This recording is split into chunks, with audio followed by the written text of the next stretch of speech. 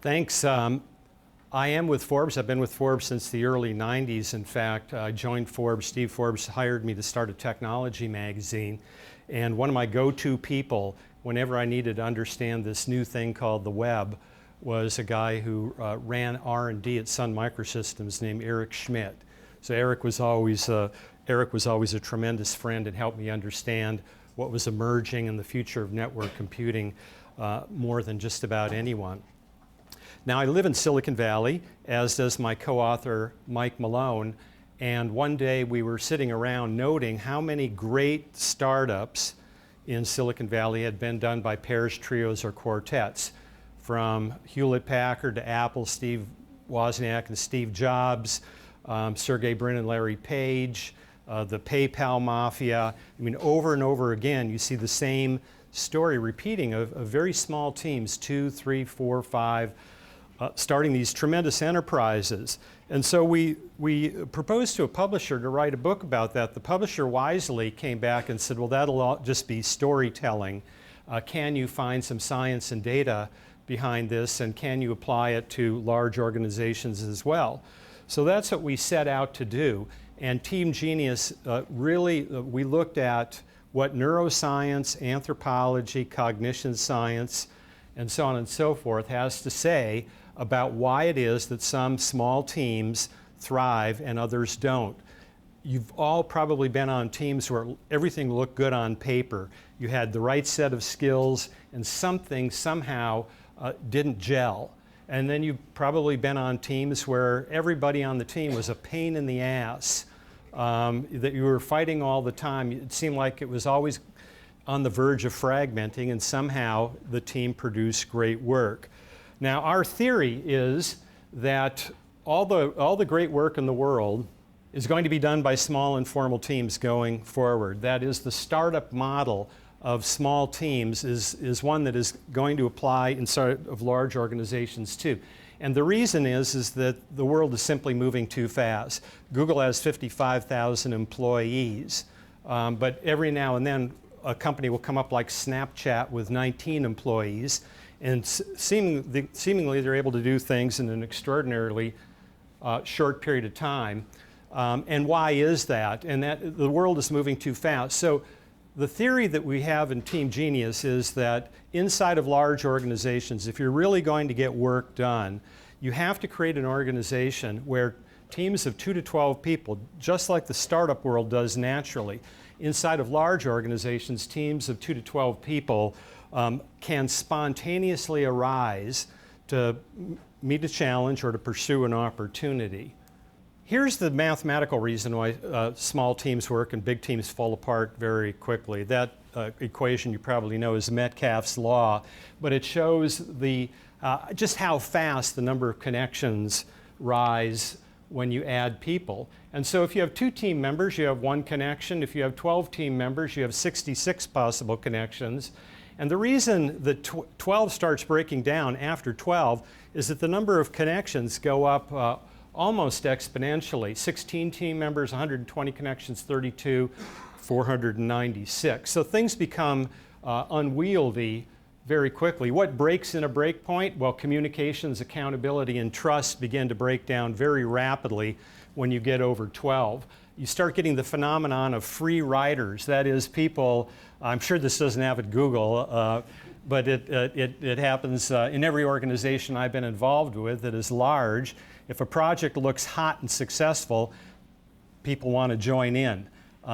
Everybody wants to be part of the success. Then if they may not do the work, but they want to have it on their resume and they want to be able to take credit for it. Conversely, when things get challenging, those kind of people will bail, they'll start pointing fingers and become politicians. Exactly the kind of thing that you don't want in any kind of a team where you have high stakes and you need to accomplish stuff in a hurry.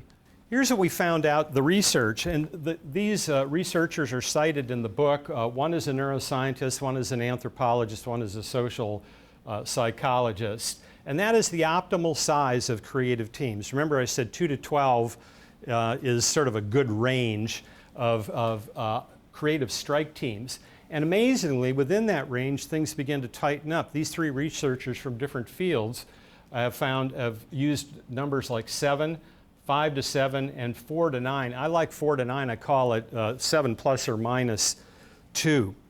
And the book goes into why teams of that size, whether you're talking about musical bands, artistic groups, software projects, marketing launches, PR launches, whatever it is, this is an optimal size, and there are reasons why the brain prefers that size. In fact, the size of 7 is a phone number.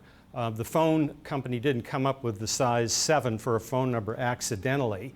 It turns out that that's kind of the median of short-term memory for people. Software people obviously have super short-term memories, which means that there are a lot of people walking around that have crappy short-term memories. But 7 is a median for the vast majority of people, and that's why, again, it accords to the people you can kind of hold in your brain and the ideas that you can hold in your brain as you're walking around. Well, Google has 55,000 employees. Does this still apply? I'm going to make the argument that it makes no difference what the size of the organization is, that it's the task of Google to be able to, out of 55,000 people, all of whom are super bright, as a friend of mine likes to say, to work at Google, you have to have an IQ that boils water.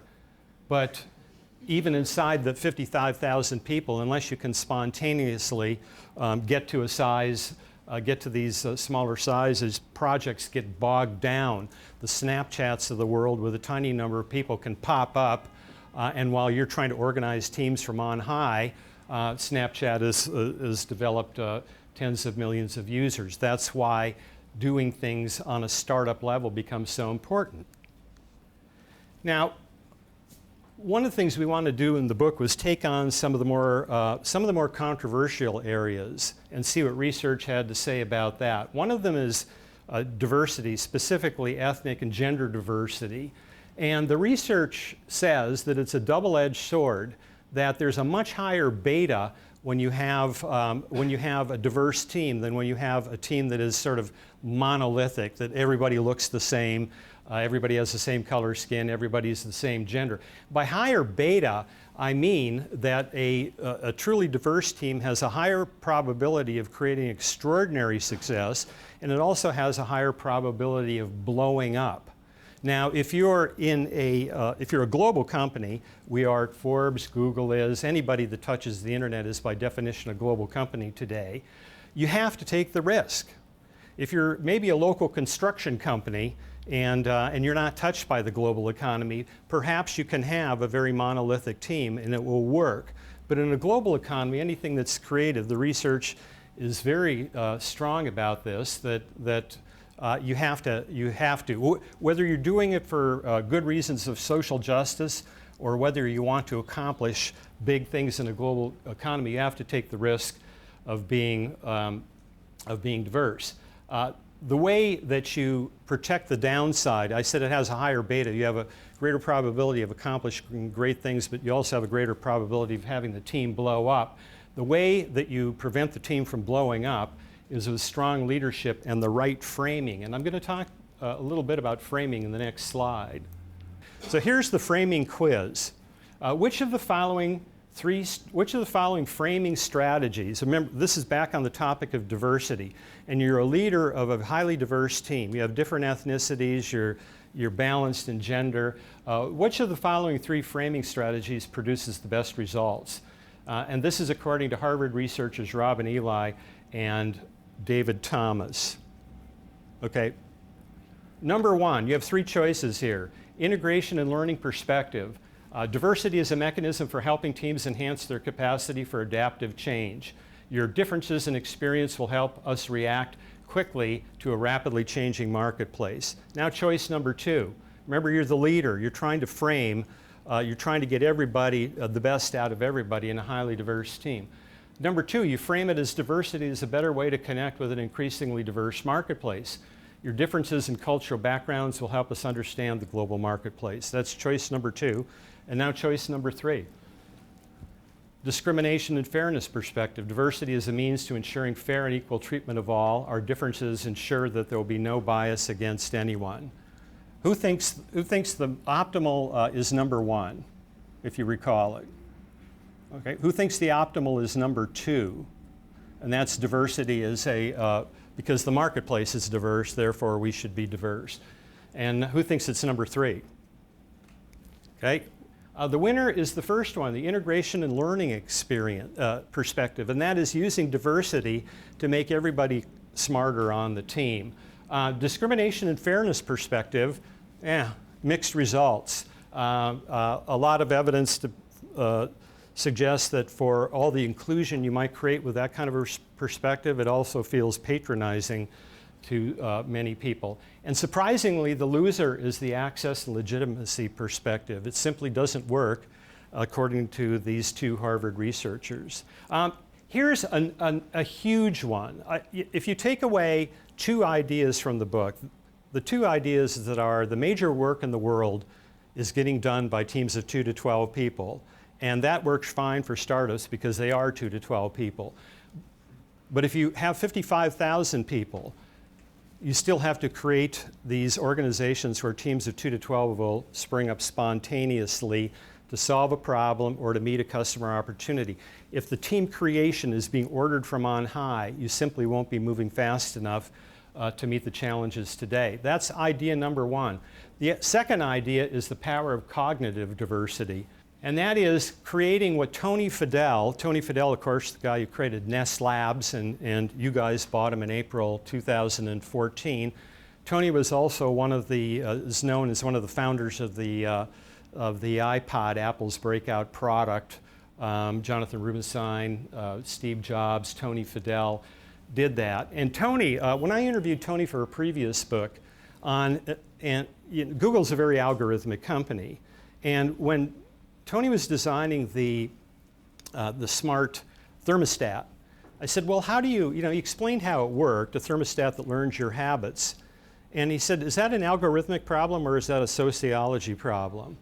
Is it just simply observing how people behave? And he said it's both. He said the problem is when you put the algorithmic people alone will come up with one solution. The non-algorithmic people will come up with another solution, and neither of them are really great solutions in and of themselves. So what Tony always tried to do, and I think what great companies do, Google does this exceptionally well, is mash up what he calls whole brain teams. And that is within these small teams, you want to make sure that you have left brain and right brain thinkers. You want introverts and extroverts. There's a great book by a woman named Susan Cain called The Power of Quiet, and it's really the power of introverts in an organization. Introverts are often very underestimated inside of an organization because they don't speak up. Risk IQ. Everybody talks about risk today and the importance of being a risk-taking organization. You actually want, in a composition of a team, you want conformists too. You want the risk takers to be about 25 to 30% of the composition of the team. You want the conformists to be about half, and you want the rest of the people to be strictly hard-focused operations people. The reason you want the conformists is that the risk people will be passionate, for sure, but they will run off the rails if left to their own devices as many times as not, more times than not. So the value of conformists, even at a highly evolutionary company like Google, is very valuable. You want tenure diversity. That is to say, you want experienced people who can see all the traps going forward on a project, all the political landmines, all of the things that can trip up a project. But you also want the fresh eyes, because the problem is with having a lot of tenure is the been there, done that cynicism that begins to creep in over time. Now I briefly want to talk about, this alludes to a book that I had last year, and the two go together. The book I had last year was called The Soft Edge. My proposition here is everything I've talked about won't happen in a culture where you don't have trust. This is one of the things that Satya Nadella has discovered at Microsoft, is that the Ballmer culture was so hardwired for measurable results, and the way employees were ranked within Microsoft, a forced ranking system, that in fact the knives came out, particularly the top 2 quintiles. If you're in the top quintile at Microsoft, you got all all the raises and all the bonuses went to the people in the top quintile. People in the second quintile got to keep their jobs. People in the third, fourth, and fifth, the fifth, forget it, third and fourth were kind of on the bubble about whether they'd be able to keep their job. But all the knives and all the political wars came out at the borderline between the top quintile and the second quintile, because all the raises and all the accolades and all the promotions went to people in the top quintile. So the trust was shattered. When I was doing the research on that book to figure out what it is that creates a healthy culture inside of a company, I Googled health. And if you Google health, this is one of the top 3 things that you will get when you Google the word health. Is this thing called the United Nations Triangle of Health. This is what the UN gives to doctors who go into impoverished areas of the world, Doctors Without Borders, organizations like that, people who need to see 1,000 patients in a week. If you're seeing 1,000 patients in a week, all you can do is triage. And this is the tool to help you triage. You look at somebody and in 5 minutes you try to determine whether they're physically healthy, mentally healthy, and have social health, which means, you know, when they go home, is there violence in their family, is there lawlessness in their village, and so forth. And the proposition is to be truly healthy and to have predictively good health going forward, you have to have good health on all 3 sides. Take away any one of these 3 things, you jeopardize somebody's health. You could be a young man with robust physical health and great mental and emotional clarity, but if you live in a war-torn village, you know, that's why you need all 3 sides. So about 15 months ago, I'm talking to, now 2 years ago, I'm talking to one of my favorite entrepreneurs outside of the technology industry, but they're actually a very technology-driven company. Fred Smith, founder and CEO of FedEx, now $50 billion in size. There once was not a FedEx. He started it from raw scratch in 1971. And I asked him what accounts for FedEx being successful over the long term, being able to survive recessions, global turmoil, new competitors coming in, big technology transitions. And he made the picture of a triangle, and he said, we are a triangle of forces. We have to be good at strategy, execution, and culture. I called execution the hard edge simply because it's measurable. The soft edge of culture is beginning to be measurable, thanks to Laszlo Bock, thanks to companies like Google, but we're way in the early days of that, and that's why people tend to underinvest in that. This is my favorite big data of sports. I have to tell this, it takes about a minute. It's how Jenny Finch, this is 10 years ago in a demonstration during spring training in Major League Baseball, the world's best softball pitcher struck out the 2 best hitters in baseball on 3 successive pitches. They didn't each. Neither of them got even a foul ball. And how did she do that? Because it's amazing that when you throw a softball 65 miles an hour, she can, or could, it gets to the plate in about 4/10 of a second, which is the same time it takes a major league fastball, 95 miles an hour, thrown from a longer distance, to get to the plate too. So in theory, you know, it looks like if it takes the same amount of time and there's 40% more surface space on a softball, it should be easier to hit. Why is it not easier to hit? And the answer is, it's a big data problem. Bonds and Pujols could see everything.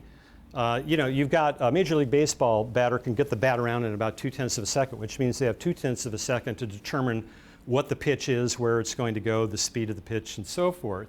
They could see it, but they didn't know how to read it. It was simply a big data problem for them. They had, you know, you've all heard of Malcolm Gladwell's 10,000 hours. They had the 10,000 hours in baseball. They could read a baseball. They could read the pattern that the yarn made. They could read the pitcher's motion. They didn't know what they were looking at with Jenny Finch, even though it was right before their eyes. Everybody talks about corporate culture today. Very few companies, Google is one of the few, that really walks the talk. And the reason it is so very hard for companies, and it may be even challenging for Google, you're a publicly traded company, you have to report to Wall Street 4 times a year, is that there's a built-in bias to fall back on measurable and analytical things. And particularly because all of you are so analytically gifted and mathematically gifted, it's your natural default position anyway. But I just want to make the case that the cultural value side, which increasingly is getting measurable, but it's not that measurable today. This is not a new debate about the debate between how much effort do you put into corporate culture. This is the guy who invented what was called scientific management, named Frederick Taylor. He took a stopwatch and a clipboard to factory floors in the late 1800s. First person to really take advantage of his findings was Henry Ford. The Model T came out in 1908, but it was 1913 when the first assembly line was built, and all of a sudden the volume and the affordability curve of Model Ts just got very, very attractive, to the point where Ford, who paid his workers well, could afford to buy the car that they were making. That had never been done. By 1926, they're rolling off the assembly line. Ford is the dominant motor car company in the world. Then came the Great Depression. Ford had labor problems. People were complaining about the dehumanizing factory floor. See, Taylor treated people like machines. You stood at the assembly line, you did the same thing over and over and over again for 10 hours a day, 6 days a week, which is a typical work week back then.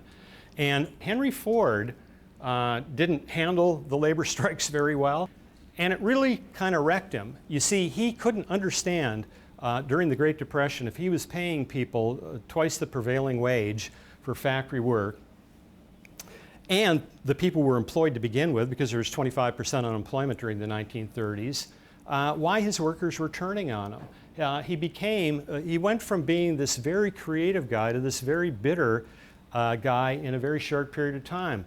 During the 1940s, he did not distinguish himself very well by being pro-Nazi and anti-Semitic and all kinds of bad things. He just became a very, very bitter, angry guy because he couldn't understand fundamentally how he could have created this great product and these great jobs for people, and his workers turned on him. Well, they turned on him because they were being treated like machines. Along comes Alfred Sloan, who was able to copy the Ford, he's the head of General Motors, able to copy the Ford methodology on the factory floor, but he also had insight into human nature, which is both good for workplace relationships at General Motors and for his insights on marketing segmentation. Henry Ford liked to say about the Model T, you can have any color you want as long as it's black. General Motors invented market segmentation, the Chevrolet, the Pontiac, the Oldsmobile, the Buick, the Cadillac, for different parts of the market. And so in the 30s, General Motors went one way, Ford went the other way. Ford went on a roll, that's the 53 Corvette. And then it eventually succumbed to the analytic financial temptation. It became, by the 1970s and 80s, a company that was managed for the numbers. It was managed for shareholder profit. It was managed for the stock price, and eventually led from cars like the 1953 Corvette to the 1986 Cadillac Cimarron, which makes everybody's list of one of the worst cars ever because it was a Chevy. See, the analytical people and the financial people who were managing the company for shareholder profit thought if you put a Cadillac grill on a Chevrolet and you called it a Cadillac and charged twice as much for it, man, will the numbers spike. We're going to look so good. Customers didn't have the feedback that there weren't things like Facebook today where people could carp about it. And so it worked until it stopped working. Then when it stopped working major time. One of the fascinating ideas to me, and as you look around, this is pretty easily confirmed by your own observations, is do jerks win in the marketplace? Do you have to be a jerk to run a great company today? The company with the largest market value in the world, a company that is sometimes your friend and sometimes your competitor, the great man who started the company and led its revival the second time around, Steve Jobs, was in many ways brilliant, but in many ways was a Class A jerk. And he leaves us with this uncomfortable question, and that is, do you have to be a jerk to succeed? How many of you have read Elon Musk's, the biography on Elon Musk by Ashley Vance? It's a great book, brilliant man, works harder than anybody, but he has qualities that could be described academically, in academic terms, as being an a-hole many times. And so the question is, those people are successful. Then when you look at the other end of the spectrum, I'm sure Google has some people inside the organization that are out of 55,000 people. It's inevitable that you will have people like that. But on the whole, when you look at Google and how Google almost always makes the top 5, and I think more recently in the last year, the very top-ranked company and best places to work. Or you look at an analytics company in North Carolina, SAS, always makes the top 5 list of companies to work. Great corporate campus, all kinds of perks. People are treated with great respect at SAS. And the question is, why do both work? Both models work. You can win being good people, and you can win being kind of on the rough side. And the answer is, it goes to authenticity. And the authenticity, the companies that get stuck are the ones that can't decide whether they're meritocracies or sort of collective efforts. And they toggle back and forth, and that's where the danger lies. So the companies can be harshly meritocratic. Amazon's harshly meritocratic. Elon Musk's companies are harshly meritocratic.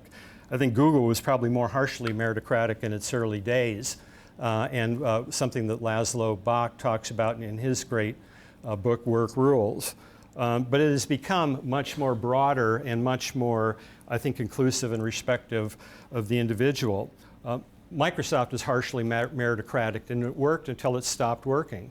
And one of the things that Satya Nadella, the new CEO of Microsoft, is trying to do today is to restore a more collaborative culture that Microsoft lost under Steve Ballmer.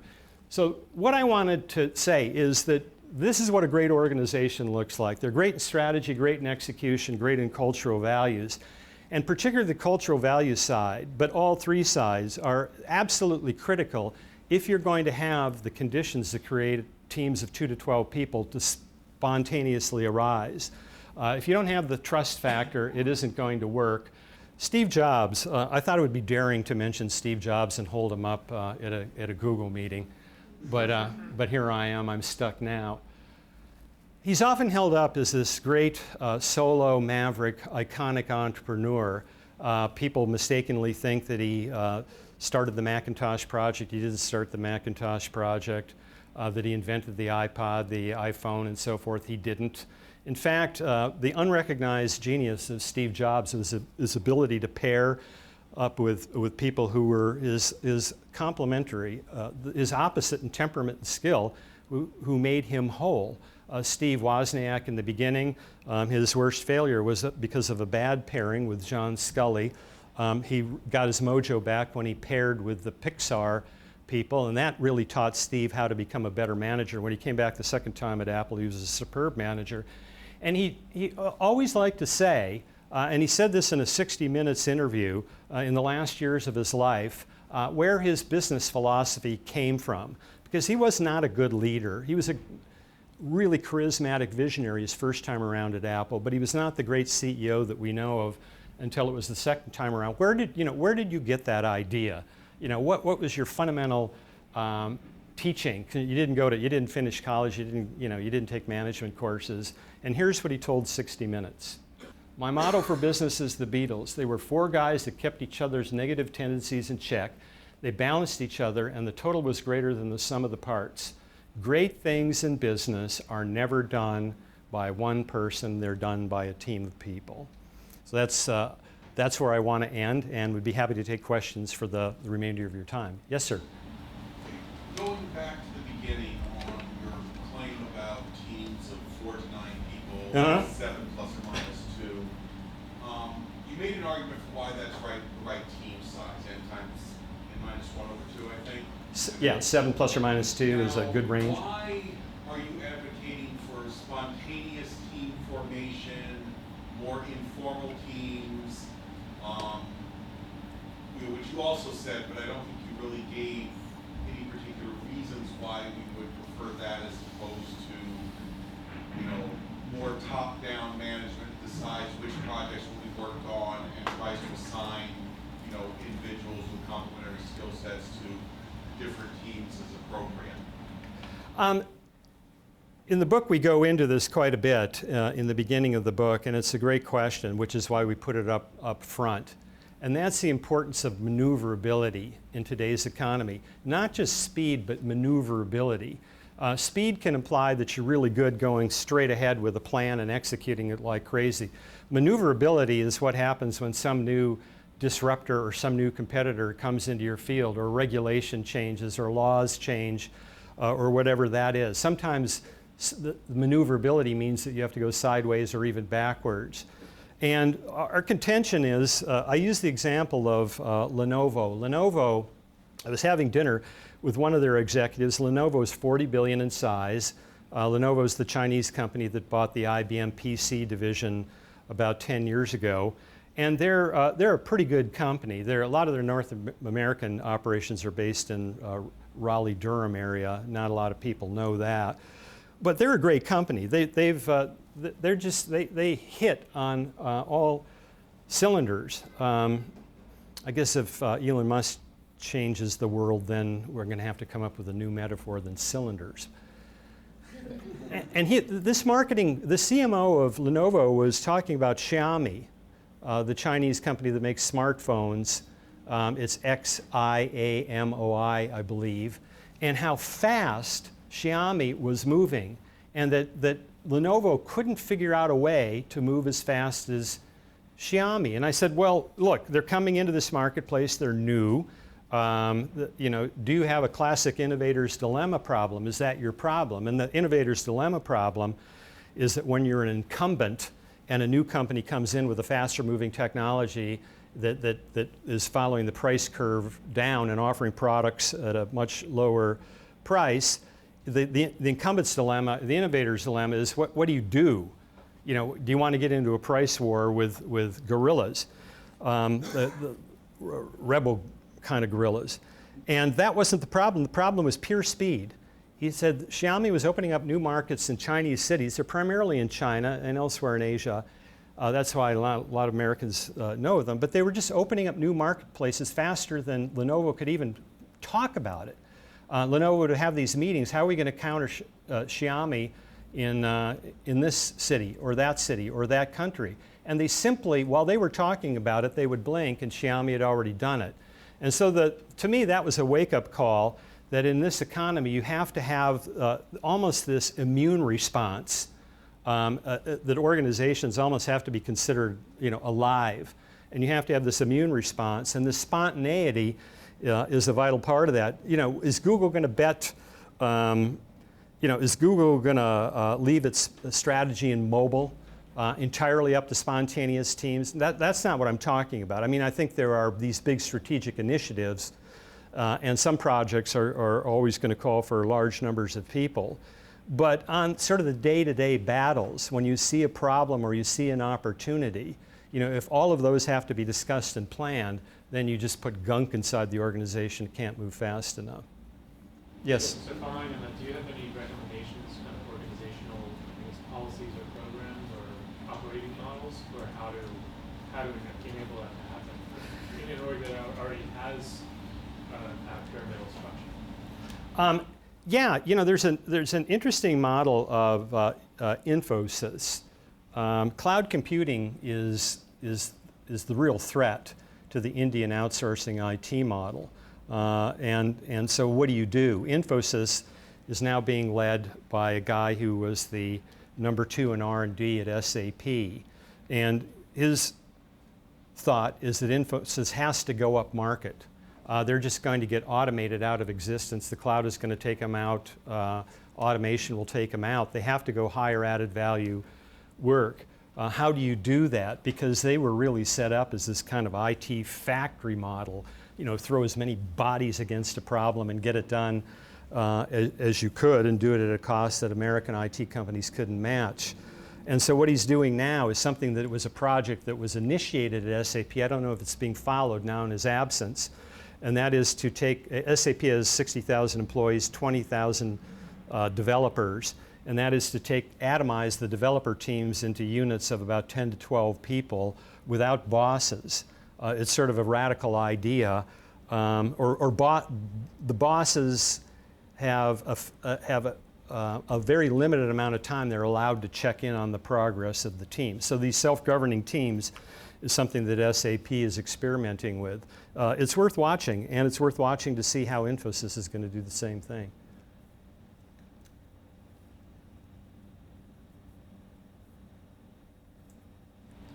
Where do organizations go wrong? organizations go wrong in multiple ways. They go wrong when they are fixated with their stock price and shareholder return. This is what got Ginny Rometty at IBM. The previous CEO of IBM, a guy named Sam Palmisano, on his way out, really stuck her with a big problem that she was too slow to see. And the problem was he'd promised Wall Street, IBM's in such good shape, we're going to have 5 years in a row of earnings growth. Now, the problem is that IBM's revenue was flat and even slightly down. So what do you do if you've promised Wall Street that you're going to have 5 years in a row of earnings growth, but your revenue is down? You have to steal it from somewhere. You know, you have to steal it out of R&D. And where IBM stole it was from their crown jewel, by all appearances and all reporting, and that is their global services, which is 2/3 of their $90 billion a year revenue. And so the service quality of IBM service clients was rapidly going downhill, thus opening up the door for Tata, Infosys, even Dell is sort of creeping into the service business in a way. And finally, she saw what was going on, and she called a halt to it and told Wall Street that it was a bad, it was a bad decision. We're not going to stick to that decision because we're eating our seed corn.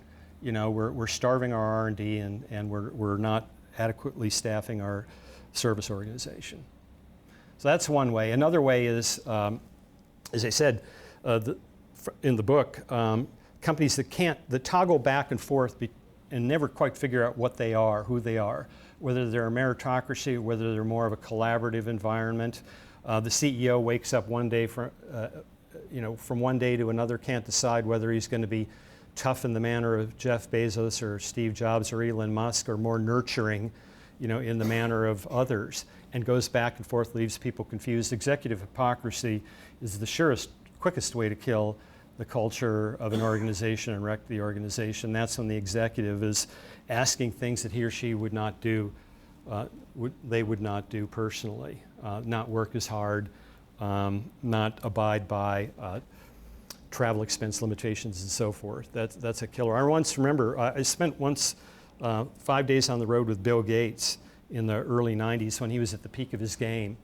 And I said, why are we flying around in coach, by the way? Because this is a multi-city tour.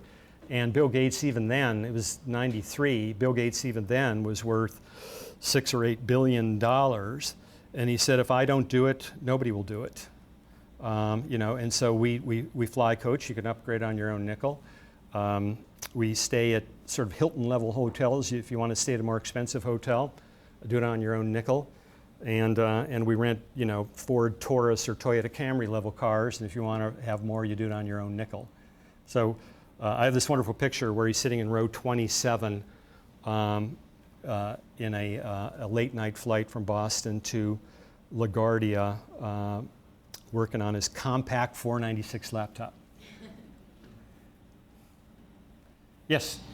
So I've got a team of 11 in New York, and they're doing some great work, really innovative, but that trust is there, and they're doing some fantastic work. Our counterparts in Sunnyvale, head office, are looking to us, and they're like, how is this possible? What are you doing? But how are we able to feed that back and for them to manage it at the scale that they're dealing with? I don't know. Alana was telling me coming in that Google had been engaged in 3 years of research on team efficacy and dynamics and trust and all of those things. I'll be really eager to see the research. I can tell you that the primary motivation is this. If you look at, execution is so important in a company, doing things faster, cheaper, using data and analytics, optimizing your supply chain, being efficient with your use of capital. All of those are in the camp of what you call continual marginal gains. They're measurable. You're always trying to improve them, always, always, always. The side of corporate culture, particularly trust, is the side of transformational gains. Now, wouldn't it be, what percentage of people's brain power and efforts and passions do you think the average Googler puts into their job? It's not 100%. Nobody puts in 100%. Maybe a founder of a company puts in 100%. But for most of us, say it's 50, 60, 70, something like that. what if you could move the average commitment and passion of people from just 10 percentage points? If you could get somebody from 60 to 70, multiplied by 55,000. The only way that people are going to do that are not the founders, that don't have stock options that are going to make them a billionaire, that are working hard, that are working for a fair salary but not a particularly great salary. The only way that people are going to do that is if they fundamentally trust the organization and the people who lead the organization. And they fundamentally trust it in an ethical way, that this company is doing the right thing. This is something where I can put my big passions into and I will not regret it. And that is huge, and it's so underestimated. It's talked a lot, is that my phone? It's talked about a lot, inside of organizations, but rarely do organizations do it. This is when reading Laszlo Bock's book, Work Rules. Geez, you'd think I'd have a limit on the number of rings. It's gonna. There you go. I think that he's really onto that in a big way, and I think where Google has the opportunity is to be the leading company to come up with analytics that support that. We have science and data on individuals, going back to Myers-Briggs and everything that has followed. We have HR, IT companies like Workday, SuccessFactors, which is bought by SAP, and others. I have not yet seen the highly analytical approach to what is it that creates teams. We know the science that you can get from anthropology, neuroscience, and so on and so forth, which we go into great detail in the book. But the data is still, it's emergent. And I think that companies like Google that figure that out and figure out, how you quantify trust, and can you watch trust sort of go up and down, and what are the things you can do to facilitate it, what impact does it have on individuals and teams, is going to be huge. It's going to be, somebody's going to create, the sales force of that. You're either going to do it internally at Google and spin it out, or somebody will do it. I think we're on the verge of that happening. Time for one more? Yes? How would you get Wall Street investors to sort of get on board with understanding what is like? Well, that's a great question. How do you get Wall Street, if quarterly reports and managing for shareholder profitability can be poison to a company as it was for General Motors, as it was for IBM, and many, many others, Dell, you can go private, that helps. Dell has done that. You can have a different kind of ownership and voting structure as Google has. I think that was a stroke of genius. It certainly hasn't hurt, Google's market cap. I think that founder CEOs have a really powerful advantage in the marketplace here, in that they can tell Wall Street to go stuff it in a way that a hired gun CEO can't. They can. I once talked to a CEO about this problem who wasn't the founder, and I said, how do you do this? He said, you sandbag. He said, I have to lie to the street. He said, if I think we can have 12% growth this year and 15% profit growth, I'm certainly not going to tell that to the street. I'm going to tell them maybe 2/3 of that, and I'm going to take that money and make sure that we're continually investing in the culture of this company. So some hired gun CEOs can do that. Alan Mulally did that at Ford. But Alan Mulally was one of those rare CEOs who was not a founder, who exuded this kind of moral quality and ethical quality that people got behind. There's this great story when he came into Ford, and Ford was losing money, and it was a meeting with his direct reports, and they had yellow, red, and green cards, and they were supposed to hold up the cards to signal how their own divisions were doing inside the company. And everybody held up green, and he had a meltdown. A useful meltdown in front. He said, with colorful words emanating out of his mouth. How in the heck can you be all showing green cards when this company is losing money? He says, from now on, we speak the truth around here, and I'm not going to fire you, at least the first time, if you tell me you have a problem. And the first person to do that was a guy named Mark Fields. He said, okay, things really suck for us. Here's why. Here's the kind of help I need in the organization. And today, Mark Fields is the CEO. So, I think very early inside of when an outsider CEO comes in, they have to very early set that tone of honesty and accountability, and do it in a way where people are held accountable, but they're not shot for being honest. That'll wreck companies very fast if you're the opposite of that. We're at the end of our time. I want to thank you for coming, for your attention. There are aggressively priced books in the back for $10. If you go to Amazon, they're going to cost you. If you're Amazon Prime, it'll cost you $15. If you're not Prime, it'll cost you more than that. And in the bookstore, it'll cost you $30. So if you want, they're there. It's really a thrill to be here and see. This is my first time in the New York office. I've been in the Mountain View office complex and campus many times. So thank you very much.